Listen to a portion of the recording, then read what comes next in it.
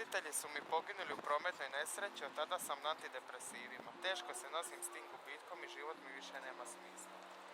Pa ja bih preporučio da pokušaš pronaći, otvoriš se nekom starijem, pokušaš pronaći neku stručnu pomoć i ne znam, družiš se s ljudima jer mislim da je društvo, priča, otvorenost nekako najbitnija stvar u rješavanju tih nekih psihičkih problema. Borim se sa suicidalnim mislima.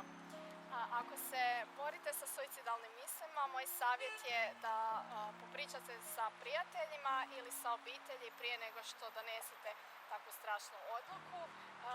Vi vrijedite i posebni ste, jedinstveni, s razlogom živite i probajte potražiti najprije pomoć u krugu najbližih.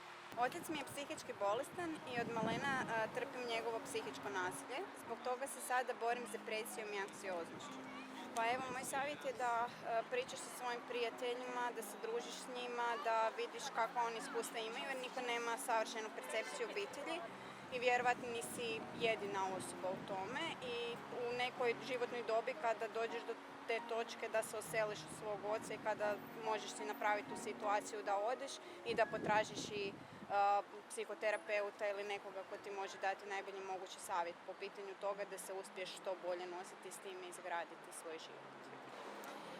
Cijeli život trpim bullying od mojih vršnjaka.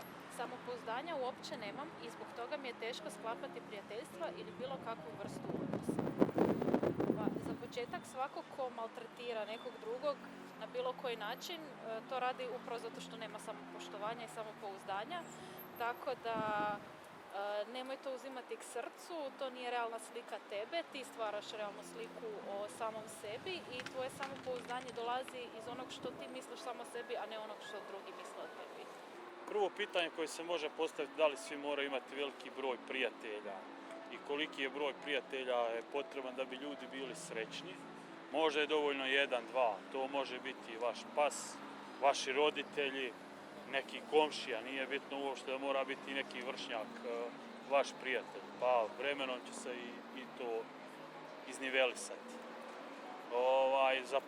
Može da se krene i sa virtualnim upoznavanjima, to je najlakši vid upoznavanja, gdje možete da birate i kako ćete sebe predstaviti, jer imate malo više vremena da razmislite šta govorite o sebi i koja pitanja da postavljate drugom. Svi misle da imam idealan život. Dobro sam na fakultetu, imam novca, roditelji su mi poznati i uspješni ljudi, ali nitko zapravo ne zna koliko sam tužna i usamljena, jer roditelje kao da i nemam. Uvijek sam mislila da sam im teret i da sam neželjeno slučajno dijete. Utjehu sam pronašla u samoranjavanju. Znam da to nije dobro, ali jedino me to još drži na životu.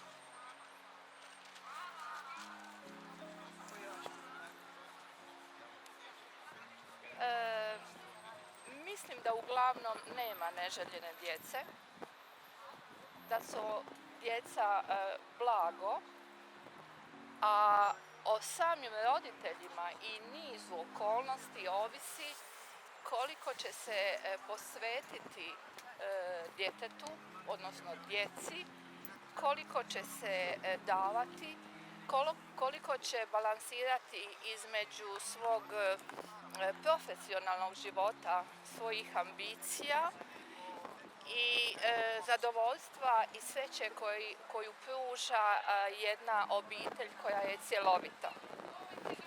Ja sam samohrana majka 2 odrasla sina koji su uspješni mladi ljudi, vrlo ambiciozni, vrlo obrazovani i na mojem iskustvu mogu reći da i jedan roditelj može odraditi i obaviti punu ulogu oboje roditelja, tog kojeg nedostaje. Znači nema te sile koja zdravog roditelja, 1 ili 2, može odvojiti od svoje djece, jer su sva djeca zapravo u načelu željena.